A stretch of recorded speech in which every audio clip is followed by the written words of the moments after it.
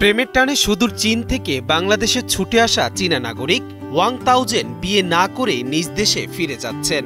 আইনি জটিলতায় ব্রাহ্মণবাড়িয়ার নাসিরনগর উপজেলার কুন্ডা গ্রামের সুরমাকে তিনি বিয়ে করতে পারেননি। বৃহস্পতিবার দুপুরে তিনি নাসিরনগর থেকে ঢাকা চলে যান।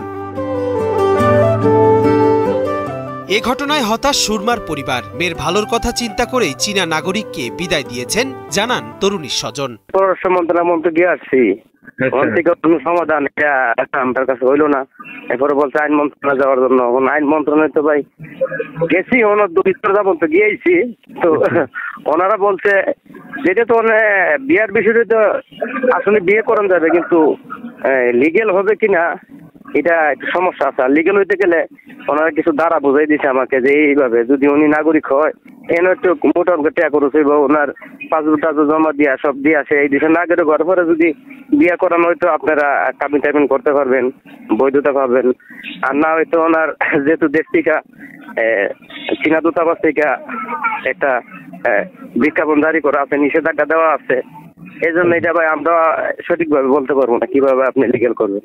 এই জন্য আমরা এটা এমন পর্যায়ে যে ওনার বুঝাইয়া কইছি আপনি দূতাবাস থেকে অনুমতি আনতে পারেন, আপনি আসেন, তাইলে আপনার সাথে আমরা বিয়ে দিয়ে দেবো। আর যদি আপনার দূতাবাস অনুমতি না আনতে পারেন তাইলে আমরা আপনার সাথে বিয়ে দেবো, এটা আমাদের সম্ভব না। এখন ওনারা আজকে ঢাকা তুলে দিয়েছে, বর্তমানে উনি ঢাকা।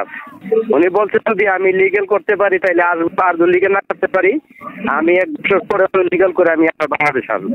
জীবনের সব আয়োজন এখানে একসাথে। প্রায় 1.5 মাস ধরে তাওজেন ও সুরমার মধ্যে প্রেমের সম্পর্ক চলছিল। প্রেমের টানেই গত 31 অক্টোবর বাংলাদেশে আসেন সেই চীনা যুবক। পুলিশ ও পরিবারের দাবি 1.5 মাস আগে ওয়ালটক নামে একটি অ্যাপসের মাধ্যমে তাদের পরিচয় হয়। এরপর ধীরে ধীরে তাদের মধ্যে প্রেমের সম্পর্ক গড়ে ওঠে। দুই পরিবারের সম্মতির মাধ্যমে তাদের বিয়ের বিষয়ে একমত হলে বাংলাদেশে আসেন চীনা যুবক। ভিনদেশীদের বিয়ে নিয়ে চীনা দূতাবাসের সতর্কতার মধ্যেও ওয়াং তাওজেনের আশা নিয়ে নানা ধরনের আলোচনা ও সমালোচনা শুরু হয়। শেষ পর্যন্ত শুভ পরিণয়ের আগেই বিদায় নিতে হলো চীনা নাগরিক তাওজেনকে। বিশ্বজিৎ পাল বাবুর পাঠানো তথ্যচিত্রে ডেস্ক রিপোর্ট, কালের কণ্ঠ।